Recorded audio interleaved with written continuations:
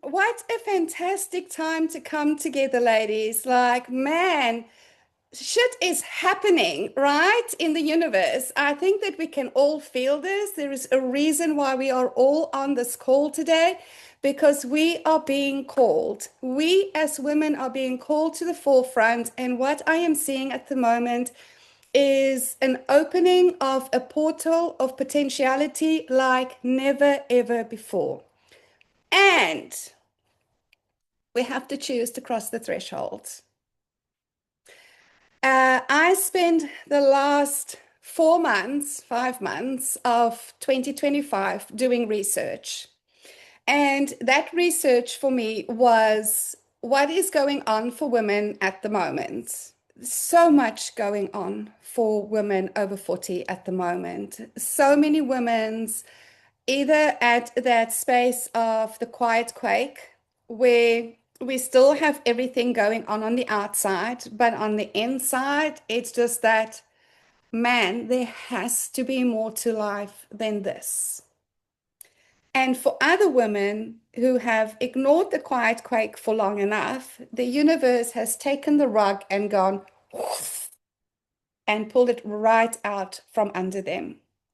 These are beautiful, intelligent, dynamic, ambitious, driven women who are losing their jobs, who are losing their companies, who are, all of a sudden kind of going through an identity crisis of, well, I've lost all my confidence. I don't know what's going on, Al. I don't know what to do.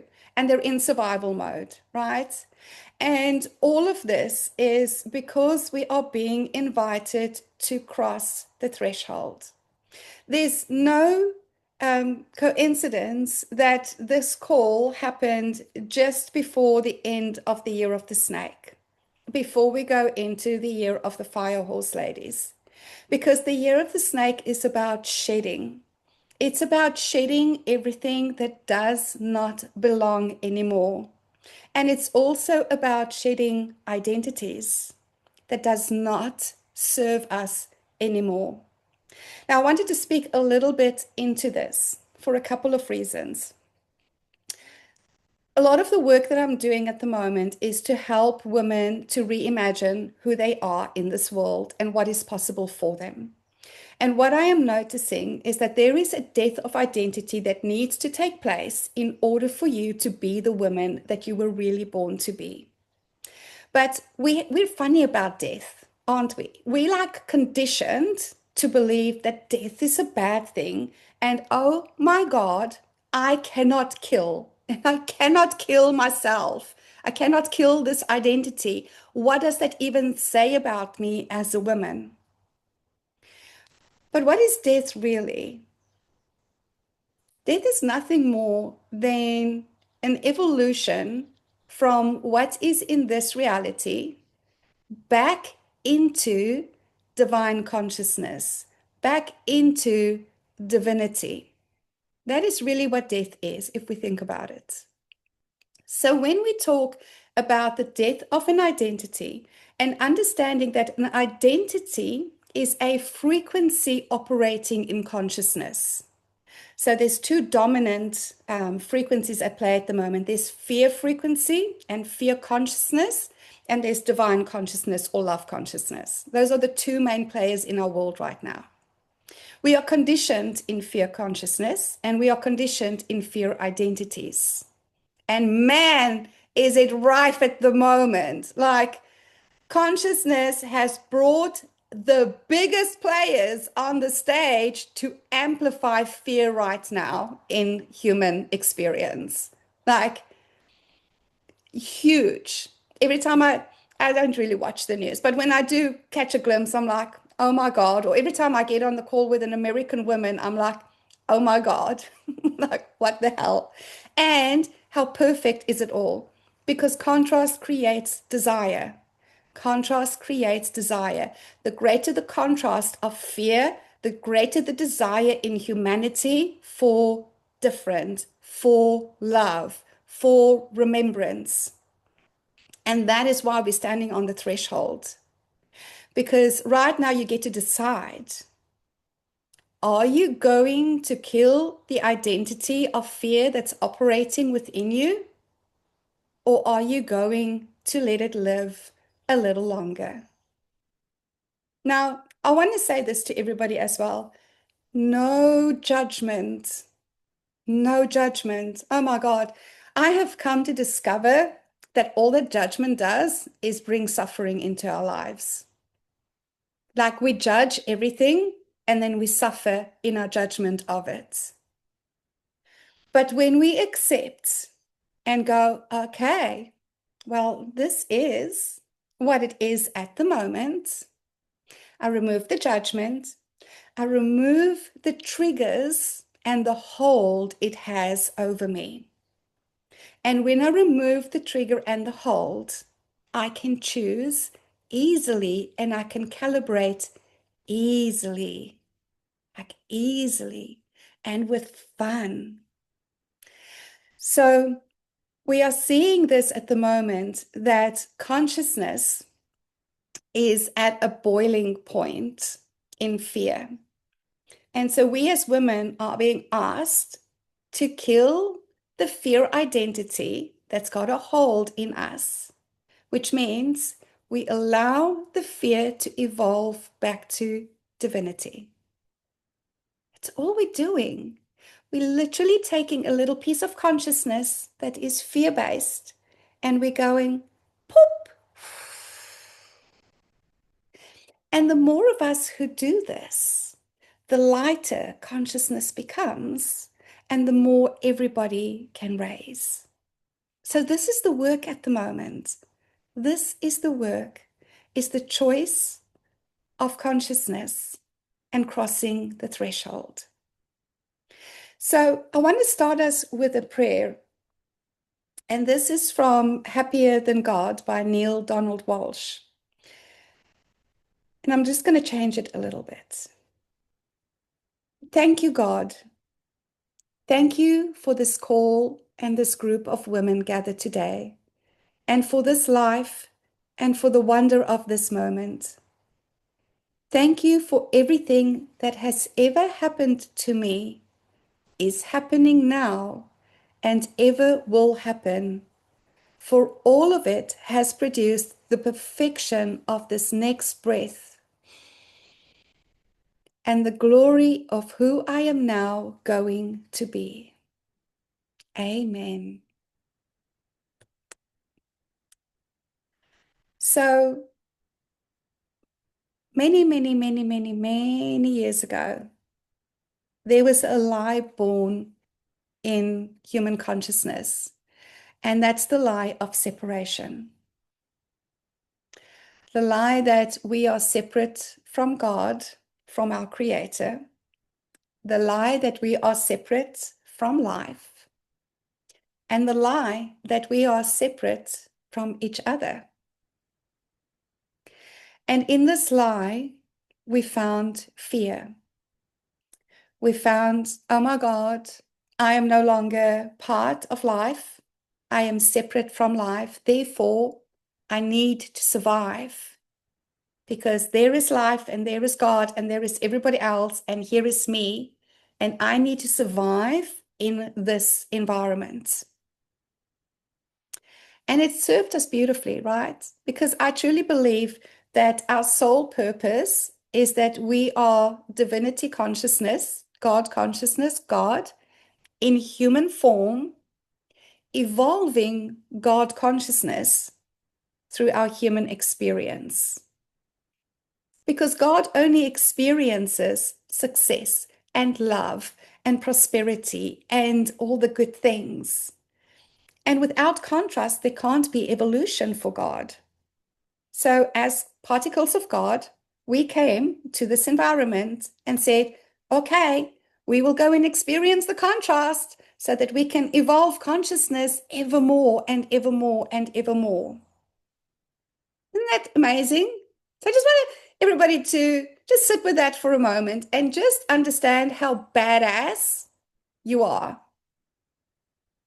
Like you had the choice of just staying and experiencing the greatness, the expansion, the good stuff, Or do you want to be part of the ocean drops that go forth in this environment to experience the fanny waxes, quite frankly, so that consciousness can evolve?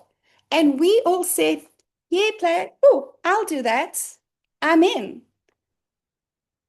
And we came, and I know that all of you, you are playing your parts to the max. You are experiencing contrast. You are experiencing heartbreak and sorrow and frustration and exhaustion and joy and sadness, like all the things we are experiencing. But we never acknowledge ourselves for the human experience. We only acknowledge ourselves for when we tick the box. We've achieved the goal. We've made the next 100,000. We've impacted the next 10,000. Like we've done all the things. And then when we're going through the real stuff, the real challenges, we are so hard on ourselves, ladies. Oh my God, I really should have my shit together.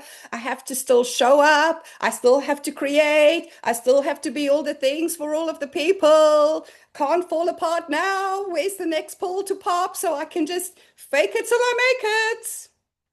Instead of going, wow, all right. Oh, man, I chose this thing well because right now consciousness is evolving so much. And I'm going to have compassion with myself and I'm going to just take a little bit easy for myself because we are all connected. You know what? LinkedIn is not going to fall over if I'm not posting there this week because we are all connected. When I'm not posting, somebody else is picking up the slack and they're posting. Like we are all connected.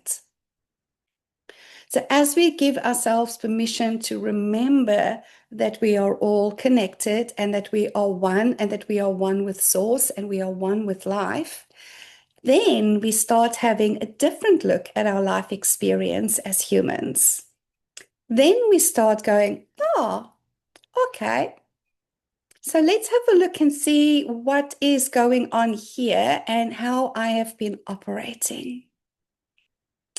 Which is going to bring us to what I wanted to talk to you about today, because this is the biggest threshold that I'm seeing.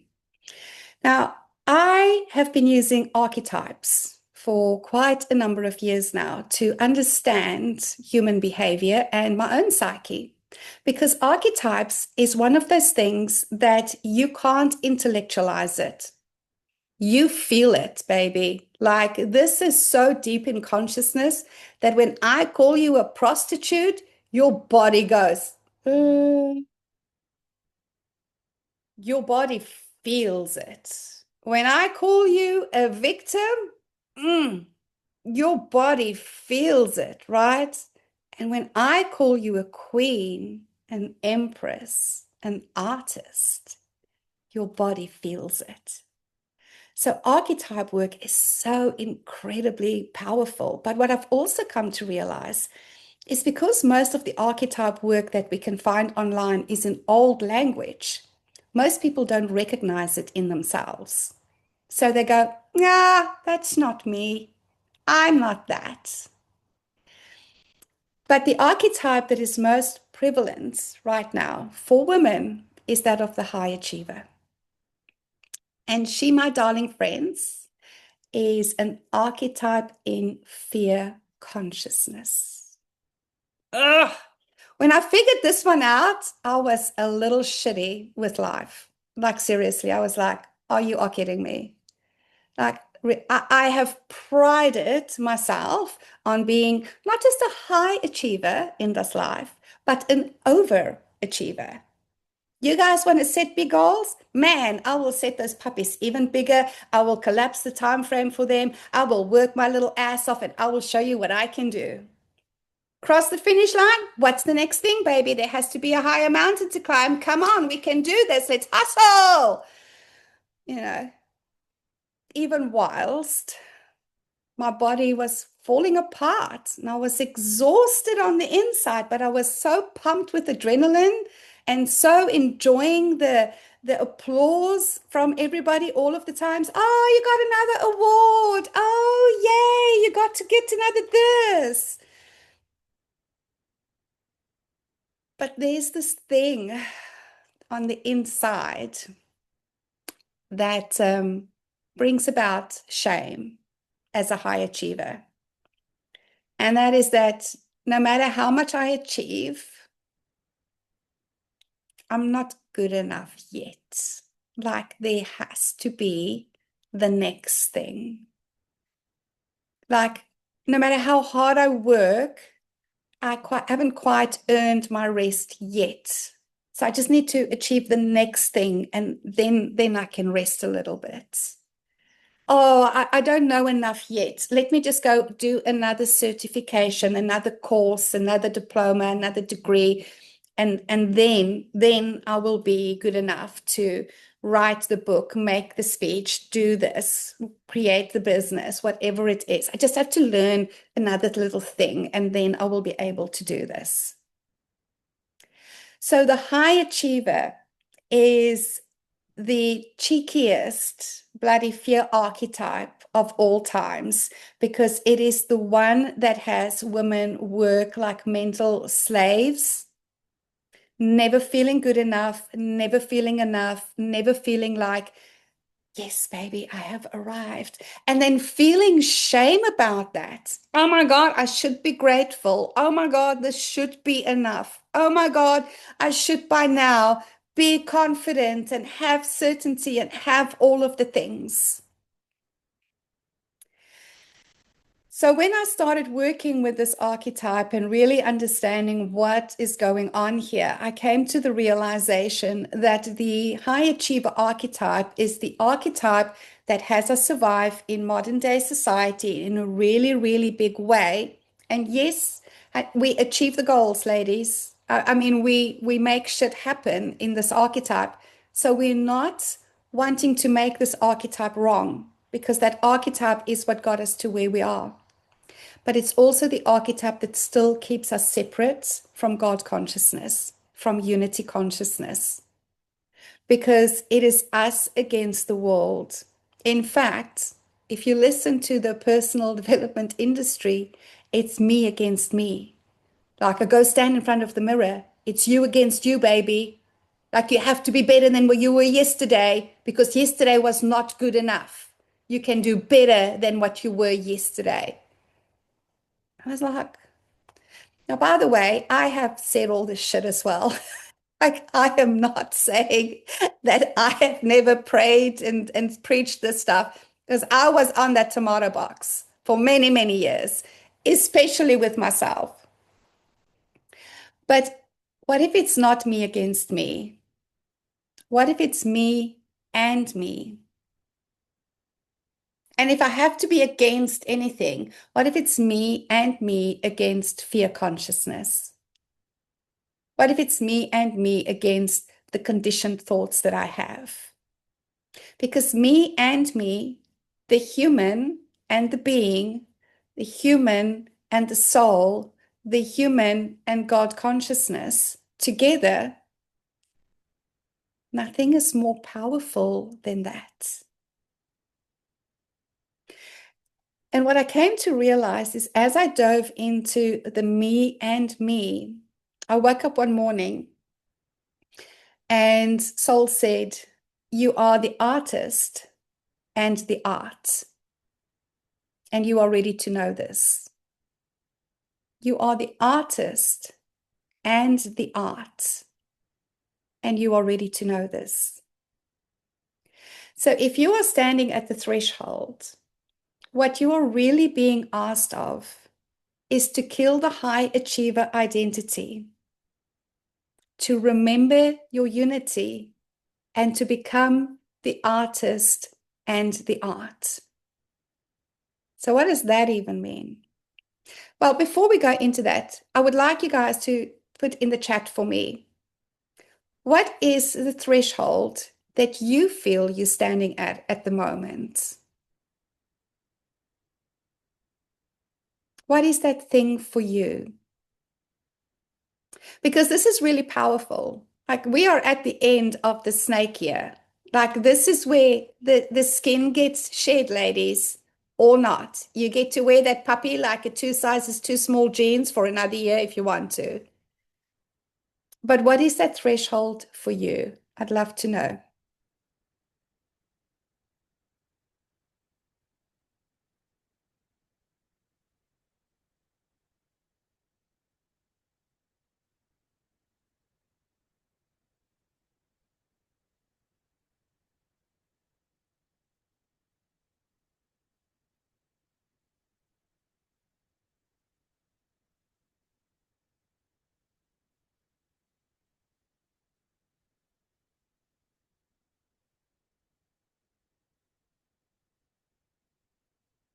Releasing a corporate climate identity, embracing a work and life that is more meaningful. Sensational. I love that. For the first time, the idea of aging and what I might do after having a business is persistently knocking at my door. I love that. Oh my God. The idea of aging. There can be a lot of triggers around that for people because the narrative around aging is so freaking toxic at the moment. And in fact, I was talking to a lady this morning who is going through perimenopause, and she's being bombarded by the toxic messaging around menopause for women at the moment. And I know because I was bombarded with that, and I freaking hated perimenopause until I read a piece one day where it was said that in the old ones, in the ancient tribes, menopause was when a woman became her most powerful. It is the time when we are freed from our cycle. And so, if we no longer have a cycle, our energy is our own to be our most creative self. And that alone changed my experience of menopause. I stopped all the drugs and all the patches and everything. And it has been a game changer. So, aging is such a beautiful thing. And I'm delighted to hear when people go, I am reaching a stage where I've made my contribution to society, and now I get to enjoy the preciousness of my wisdom years. I think that's incredible. Well done. Shedding the last pieces of who people think I am. Oh, that is a powerful one, right? Because people think they know who we are. Man. And taking full responsibility for ourselves. People think they know who we are because we show them what we want them to see from us. So that is a really great transformation. The transition of my son becoming totally independent. Oh man, Kim, I hear you. Yes, yes. God is blessing me with so many sons and in so many phases, and I'm struggling myself in kind of going, yep, yep. You're at that phase now where the umbilical cord really has been cut, and I need to let you live your own life while still being in mother mode with some of the others and all of the beautiful things that go with that. So, if you really wanted to go deep into this, ladies, what I would recommend you do is to have a look, and maybe you want to do this in the chat so we can all support you. What are some of the underlying fears of this piece for you? So, when you are thinking, this is the threshold that I'm standing at, what are some of the little voices that is creeping up that is making this feel like a God, what can go wrong if, or, who would I be if not this? Like, does any of that come up for you?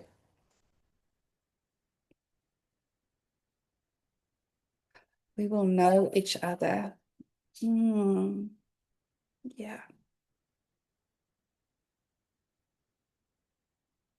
I think there's no greater gift a parent can gift a child than to let them truly know them and to remember that we are human too. I listen to so many people talk about their parents and blaming them for certain things. And forgetting we're all human. We're all doing the best we can with where we're at and what we have available to us. And parents are not beyond that. So when we allow our kids to go, okay, well, I've been your protector and your provider for all of these years, and now you get to see behind the scenes as well, that can feel very vulnerable. And what a great gift to give our children. Anybody else?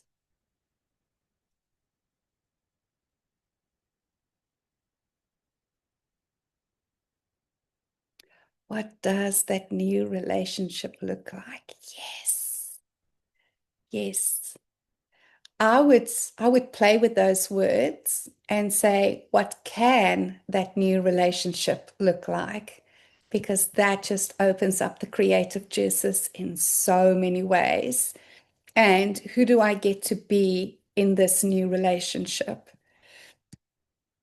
Fearful of being abandoned. Spot on, my friend, spot on.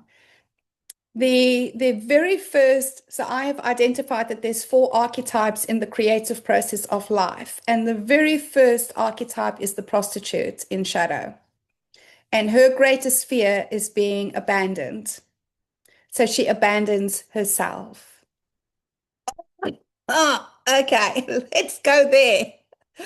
Who here has ever abandoned themselves so that they can fit in with the partnership, the friendships, the whatever the current narrative is? Like, yeah, yeah, guilty as charged, right?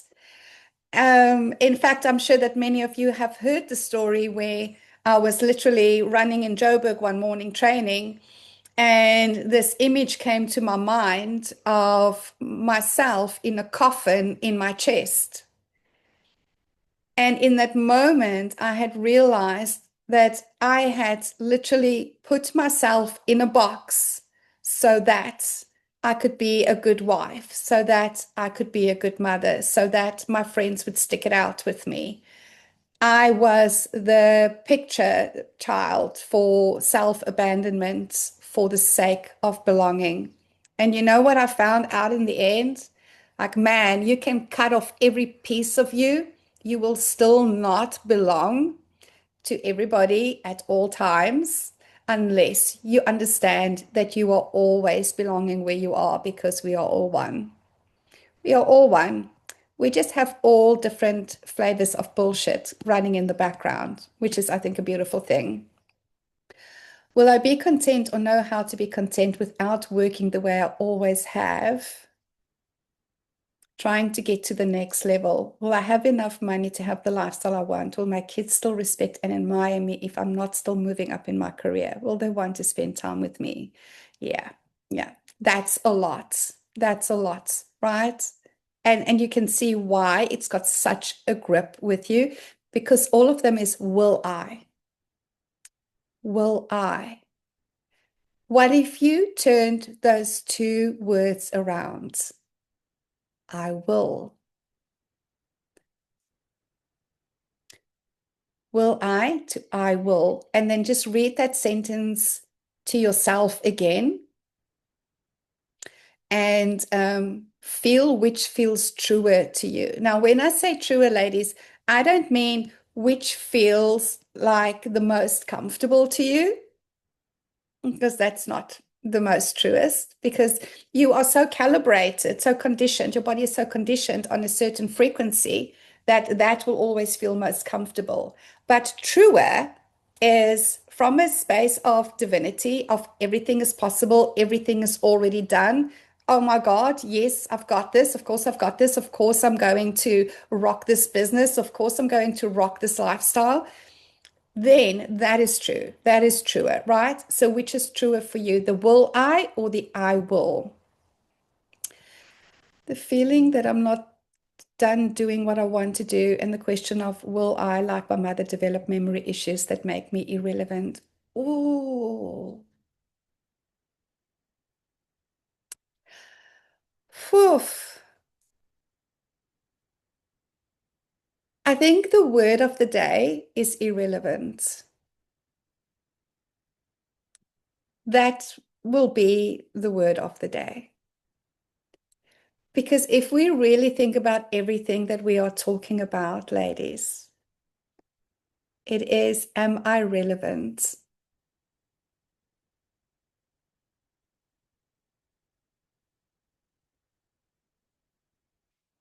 Am I relevant? Am I still relevant? Am I still relevant now that life is changing? Am I still relevant now that my roles are changing? Am I still relevant now that my kids are grown up? Am I still relevant now that this era has passed? Isn't that just the greatest fear of all times? Am I still relevant?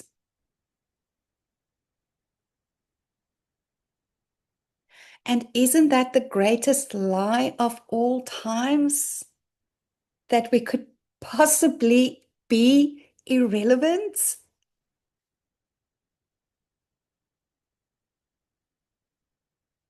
I was sitting watching the ocean one day. I love the ocean.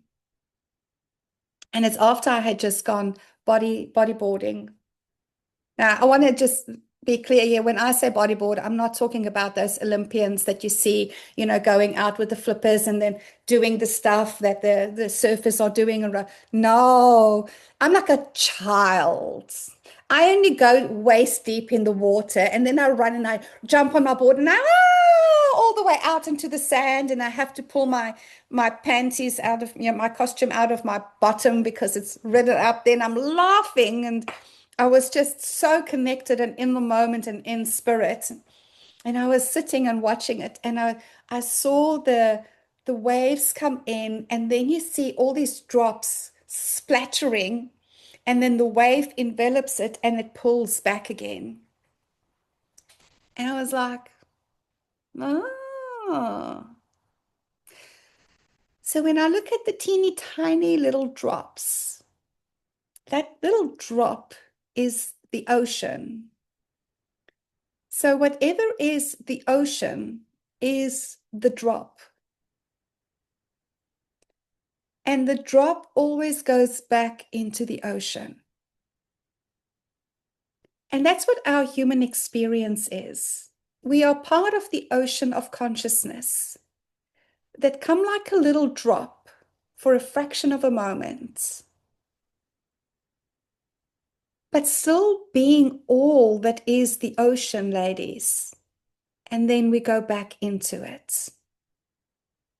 And my personal belief is we do this again and again. I don't believe we only have one human life, but that's just my personal belief. But so if we are the drop that is the ocean, can we ever be irrelevant? Every morning that we wake up and we are still choosing to be in human form, we are still relevant to God because we are still evolving God. And we are still God.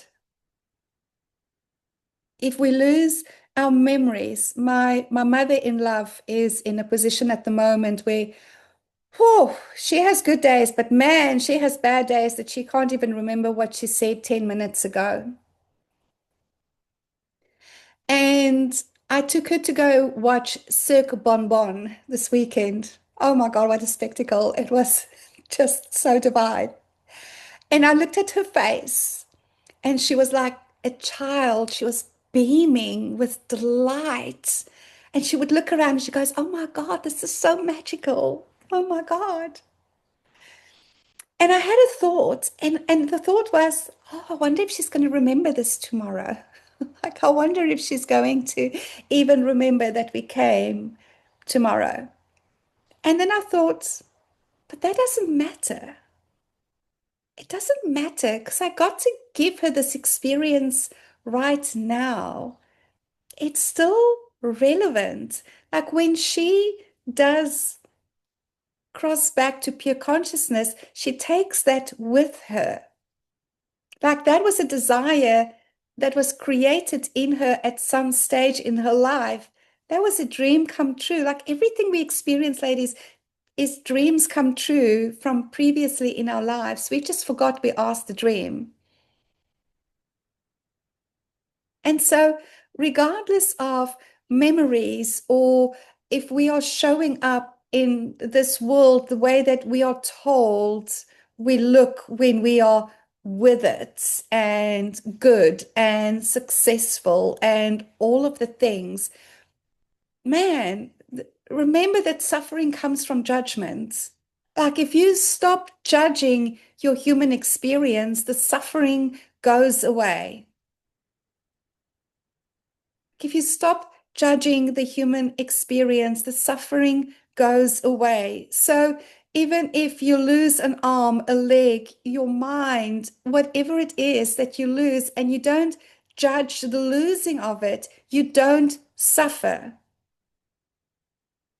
And you are still relevant because you are still you.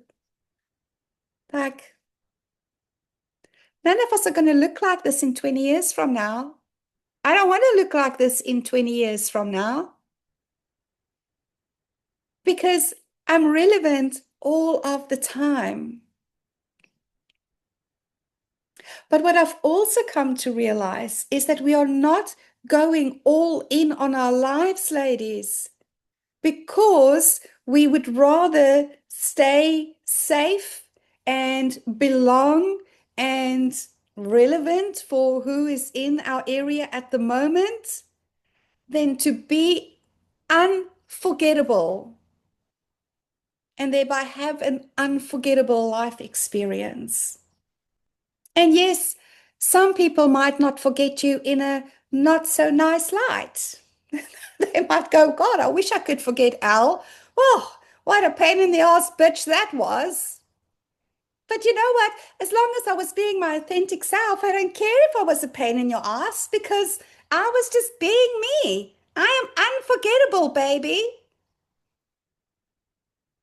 And so when we actually evolve from the high achiever into the artist, ladies, we are unfucking forgettable. Because for the first time, I am looking at myself and I'm going, Elle, honey, you are God consciousness in this divine body. Who are you creating yourself to be next? That prayer. For all of it has produced the perfection of this next breath and the glory of who I am now going to be. But I get to decide who I am now going to be.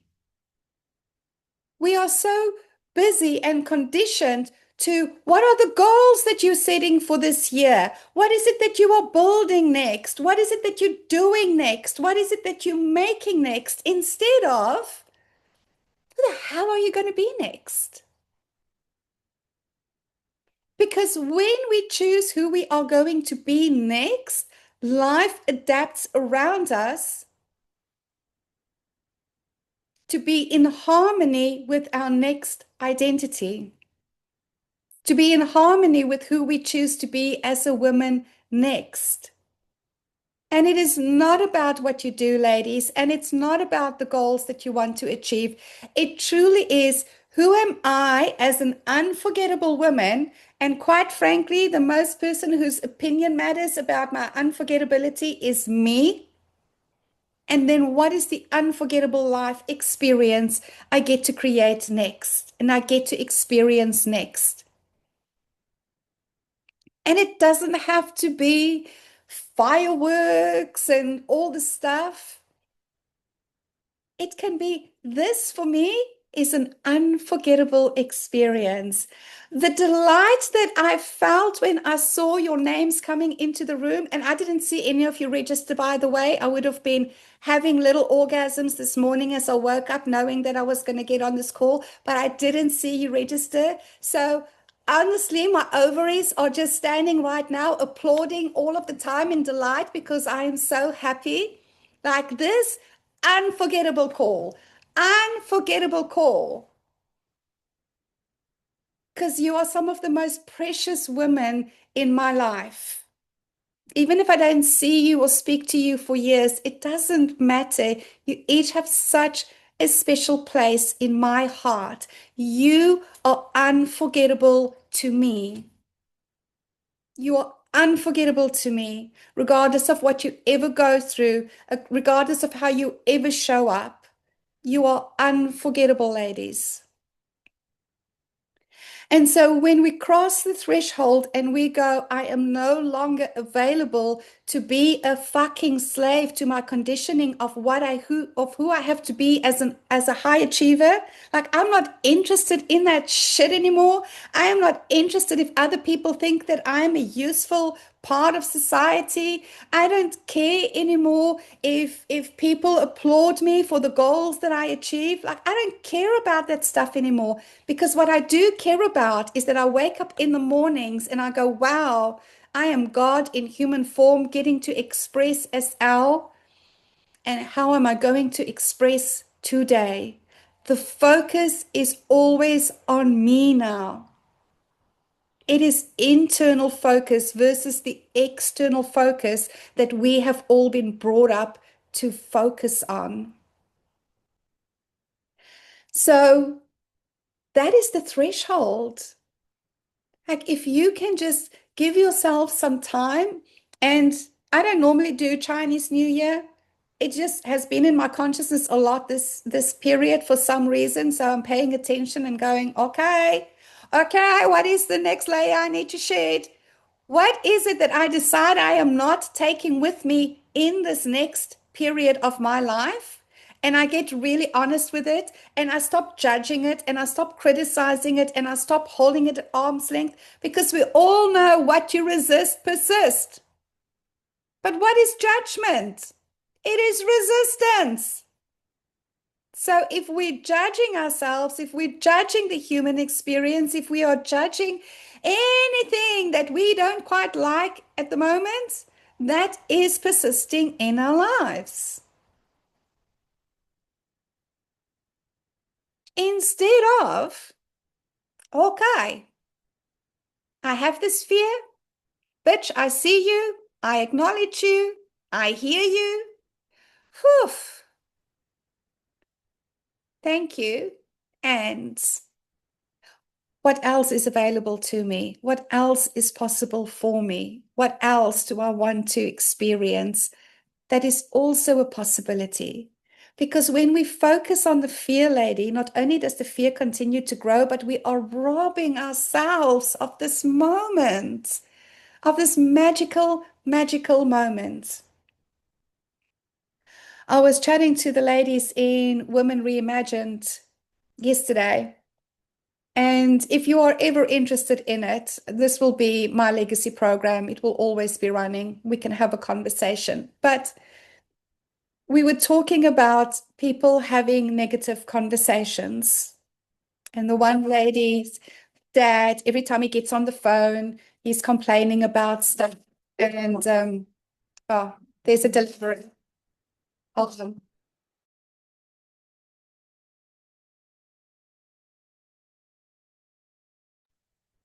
I might have to run to do a signature, in which case I will open the mics and you guys can talk and I can just edit this out of the video. But anyways, she was saying how her dad, every time he comes from a very trauma infested background, and every time they get on a call, this is the conversation that's being had. And I said to her, my mom used to complain a lot. And then one day I said to her, Mommy, would you have anything to talk about if you didn't have something to complain about? And she was like, oh, hmm, okay. And she stopped complaining. And I said to my client, I would say to my dad, is this really the experience, the memory that you want to be co-creating with me in this moment? Because every time that we are having a conversation, ladies, whether it's with ourselves or whether it's with somebody else, that is the memory that is being created in that moment. That is the experience that's being co-created in that moment. And I don't know about you, but I've just come to the realization I have co-created enough shitty experiences with my imagination. Now I use it to create fabulous experiences. Because it's a choice, isn't it? We get to choose. Are we going to create a fabulous experience or a painful experience or a suffering experience? My invitation to women at this time really is to make a decision. Now, there's an interesting thing about decisions. We seem to have forgotten what a decision really is. So we change our minds all of the time. Now, I'm all for it's your prerogative as a woman to change your mind, 100%. However, there are some decisions in life that are worth keeping because they're really a declaration to the universe of what to create next. So, the decision to make at this time, the way that I'm experiencing it, ladies, is not what am I going to be doing next? The decision to be made, the declaration to the universe is this is the woman I am going to be from now on. Not next, from now on. You see, we hear so much everybody talking about our future selves. We look into our future selves, we ask our future selves what to do, da da da da da da. And it's useful language for the masses, but we are not the masses. So I am always for let's use accurate language. There is no future self, there is only the now.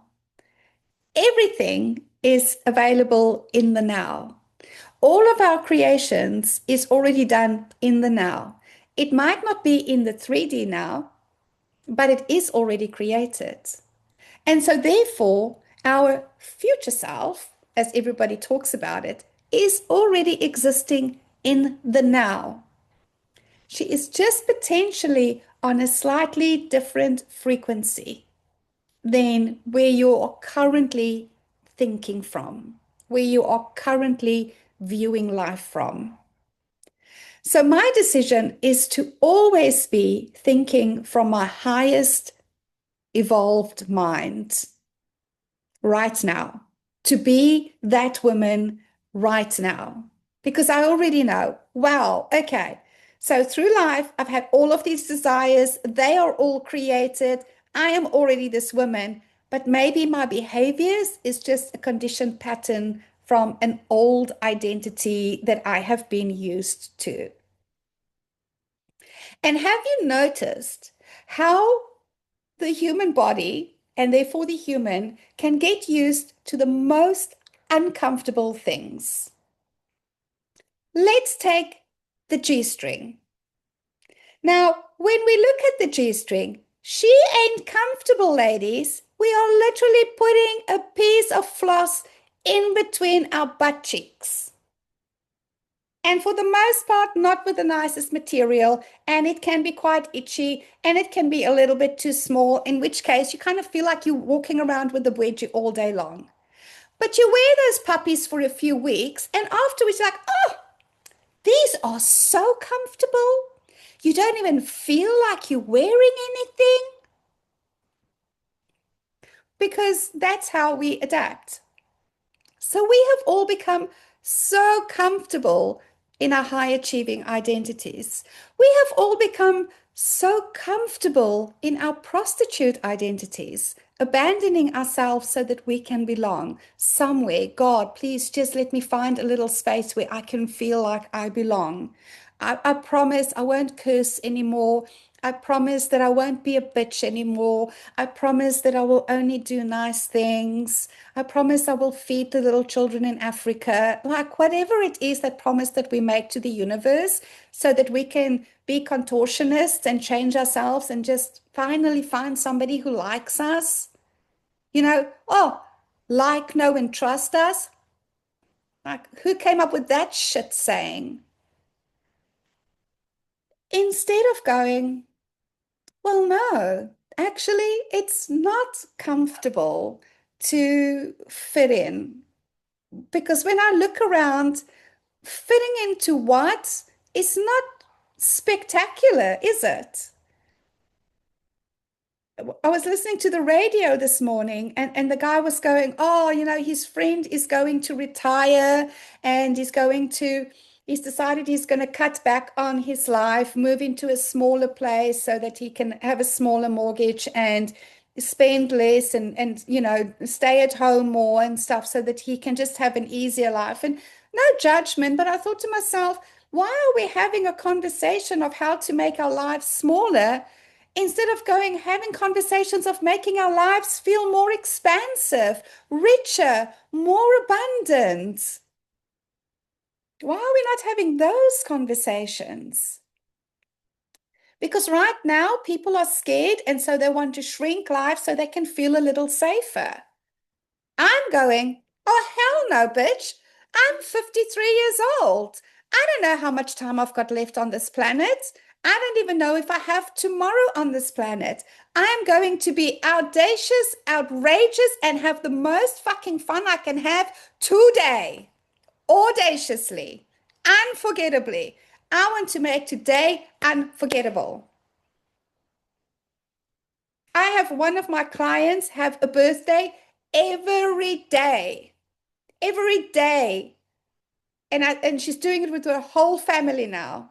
Every day for a week, we are having birthdays, baby. Every day they get birthday cards. Every day they bake a cake. Every day they do something special. Why the hell not, ladies? Why the hell are we not making today unforgettable for ourselves? And why are we not allowing ourselves to be unforgettable in today? Because that is the threshold that needs to be crossed. From I am a prisoner to my conditioning and to fear consciousness into I am the creator and the creation. I am the artist and the arts. And so instead of focusing outwards, my invitation is as you cross the threshold, as you make the decision, as you declare to the universe, I am the artist and the art. This is the woman I now am. You create your most unforgettable day, week, month, life experience in every conversation.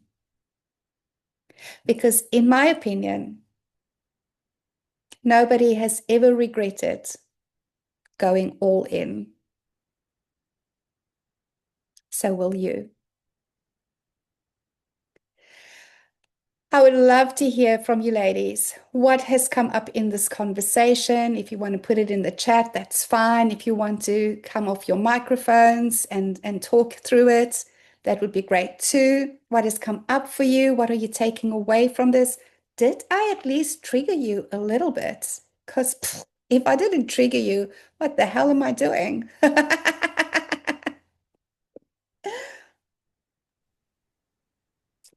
I'll start if I may. I do. Number one, I'm really glad that that word relevant came up, Patricia, and and also just even the discussion of your mother and then Elle when you said what you said to your mother. I'm spending a lot more time with my parents right now who are both aging and declining in different ways while I'm also finding myself in an unexpected scenario. So um, one of the things that I think I've accomplished is I am create for myself creating the experience I want, but I have not been mindful of creating the memory or experience with others. And so I think I'm falling into the same habits um with my parents and or with friends who I've known a long time from whoever I was 10 years ago. Um, and so I just want to be more mindful. You've triggered me to say, to ask myself, is this the memory we want to be co-creating when I am with those folks who may not be along for my journey? And yeah, I think that's really struck me. So thank you. You are so welcome. And I want to invite all of you to upgrade relationships to partnerships. Yeah, We are taught that everything is a relationship, but then what happens is how am I relating to you? yeah. Instead of when we reframe it into partnerships, is how are we partnering in creating this experience? How are we partnering in creating this memory? Thank you, Kim. Patricia. Yeah, I think I don't know where the word irrelevant came from, but it really is at the center of things because it's about, I'm a bit of a control freak. Oh, well. And one of the things where it was really, I'm not an outwardly, not with everything in my life, but you will know, Elle, that I took over a business in 2013, and 5 months later, I had two different kinds of breast cancer. And one of them was incredibly dangerous. And the universe allowed me to find a solution. It was unexpected. I didn't realize I had something, and I got treatment in time. And after that, I said, that's it. Not doing the cancer experience anymore, ever again. I've done it. Don't need to do it again. And so I've been 12 years good and intending to stay that way. I have no intention. But when it comes to the memory thing and the aging thing, it's like I fell into this hole of fear because I watched my mother and cared for her actually when she had dementia. And it's a terrible disease. It really is. And I've noticed there's some indications that I'm now taking care of. So this is helping me to gather back that determination because really something, some condition, some threat of a condition can't change who I fundamentally am Mhm. and who I want to be. And it's almost feeling like I might have to give up. And I'm thinking, hell no. Thank you for this. This was really, this was incredibly helpful because I'm now gathering steam inside my head to be able to say, nope, nope, I shall be the person who guides me, Yes. not a condition, not anybody else or an expectation. So thank you. You're so welcome, Patricia. And I want to say to you as well, when my mother-in-law's memory started going, which was expedited after her husband passed away, she Sometimes it would can be be. so upset every time that I saw her and going, "Oh my God, Al, I can't remember anything." And I said to her, "You know what, honey? It is what it is. So we've got one of two choices. We can stress about the fact that you can't remember what you said to me yesterday, or we can have fun with this." And so we've decided to have fun with it. So every time that I get there and she can't remember yesterday, I go, cool, let's create another memory or let's recreate the memory or Yeah. whatever. And I've just had my office built and it's extraordinary. I've got a secret garden that I now walk through, and you walk into Ooh. my curated office, and it's just magic beyond expectation. But I was saying to my partner, I love it when your mom comes to come and have a look at the office, like every time something has been done, because she comes here and she forgot that it was done, right? And she gets so excited. She's like, oh my God, look at the trees. And I go, right? Look at the trees. And then tomorrow she comes here and she goes, oh my God, look at the trees. And I go, trees. So we decided to have fun with it and make fun of it with her when she realizes that she has forgotten. And I go, it doesn't matter, honey, because I get to spend this time with you and we get to just, you know, I hold the memories for both of us. It's okay. Like, it's okay. Like, judgment brings suffering, ladies. Like, if there's one thing we take from today, judgment brings suffering. Release the judgment, the suffering stops, and your experience changes. And Patricia, I truly believe that if you could give yourself permission to not even focus on that, and to focus on the experience that you are creating for yourself in this next phase instead, and what that could look like, and who you can be in that.